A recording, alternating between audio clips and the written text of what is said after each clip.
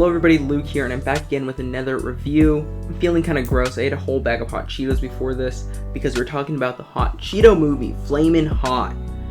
So this video is probably not going to be too long because there's not too much I can really say about the movie. Also, like I said, I feel gross. I also have Burger King, and Burger King, I don't think I've ever had it when afterwards I don't feel like puking, and right now it's kind of the same feeling. I think they have good fries, but I'm getting off track. Right now we're talking about Flamin Hot. So if you don't know the movie's directed by Eva Longoria. It's currently on Hulu and I think Disney Plus. I'd have to double check on that. So the movie is about a Mexican janitor. He currently works at like a Frito-Lay manufacturing plant, and they're gonna close because Pepsi Cola, who owns Frito-Lay, they're not having great sales, so they're gonna have to kind of cut off people and start firing people. So the janitor decides, how can I save the business, how can I save my job and other people's job, and he decides to invent the Flamin Hot Cheeto. And that's the story. It's a very inspirational story. This year seems like the year of kind of these come-up stories like Blackberry, Air Jordan, and I think there's another one coming up too, but right now we got that, and Flamin Hot. What can I say about the movie? Well, it's a very sweet and touching film. It's very inspirational. You really do want to root for this guy who really does come from nothing, who had a bad upbringing. He kind of got mixed up in the wrong crowd. You know, they're nice people, but you know, they're dealing drugs and they're doing bad things. He keeps getting arrested. So he decides he wants to turn his life around and really make a name for himself. I mean, how do you not like that? It's an inspirational story. It's like any Disney story, like McFarlane USA or Miracle. You know, you root for these people because they're down on their luck and you want to see them succeed. Of course, with that though, because it's an inspirational story, you're always going to get those campy bits.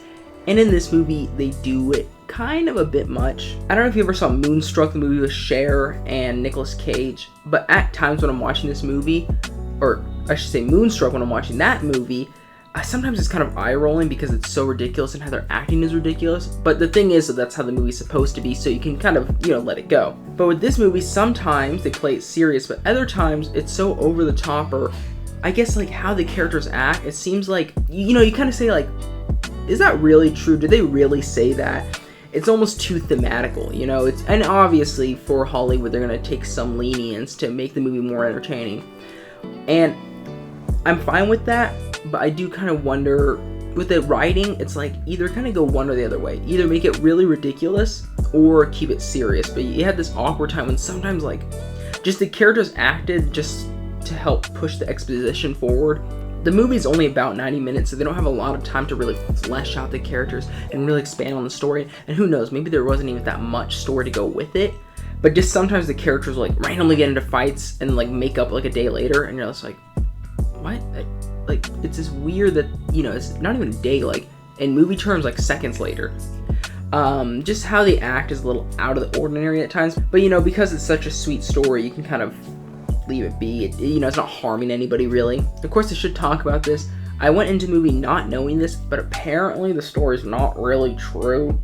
LA Times did like a whole investigation on it, and the creator of the Flamin Hot Cheetos, the guy in the movie we were watching, he claims that he made it, but I guess this investigation from the LA Times says otherwise, and there's a lot of evidence to prove that he did not make it.